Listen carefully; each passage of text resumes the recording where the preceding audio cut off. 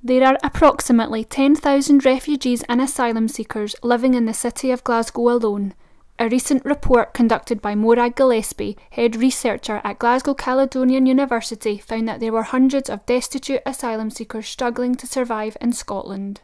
One of the issues that struck me from doing the research was that I don't think we appreciate how difficult people's circumstances can be, because even if people are refused asylum, it doesn't mean that they can safely return home. People are here from countries that our government won't even talk to because they are such bad places to be, and people are afraid to return home. So even if they don't quite meet the very strict conditions that are there for refugee status, people end up being afraid to return home, but really feeling unable to say because they've got nothing here.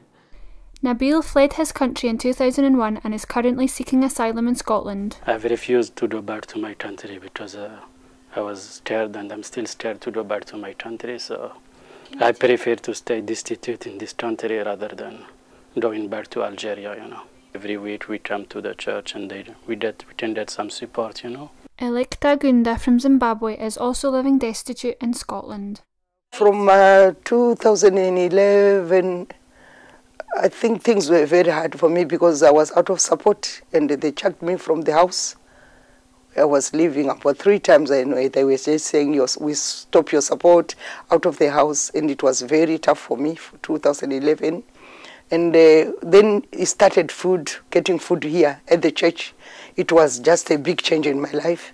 They will get clothes here. There's clothes. They give us a voucher to buy clothes every Tuesday. And already I picked my food.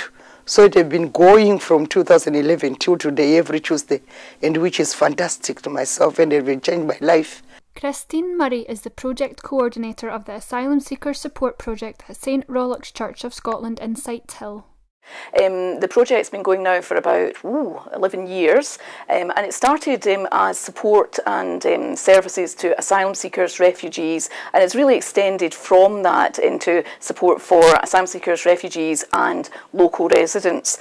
What we do is we offer services such as a drop-in shop, volunteering opportunities, a food co-op, computer class, ESOL class, and support and services to destitute asylum seekers. The asylum seekers I spoke to have got a mixed response from people in Scotland. Some have found folk in Scotland very supportive, very helpful, and particularly the churches in Scotland have been absolutely crucial to keeping people going when they're destitute. The Newsnight report by Morag Gillespie was very important in actually bringing people's attention to the whole issue of destitution and homelessness for asylum seekers. I think the thing that I would like to see happen most is that asylum seekers have a system of support that sees them with enough to get by with while they're here and for all of the time that they're here, and that they don't keep getting forced into a position where they've got nothing, they become homeless and they're destitute. It's really not how we should be treating people.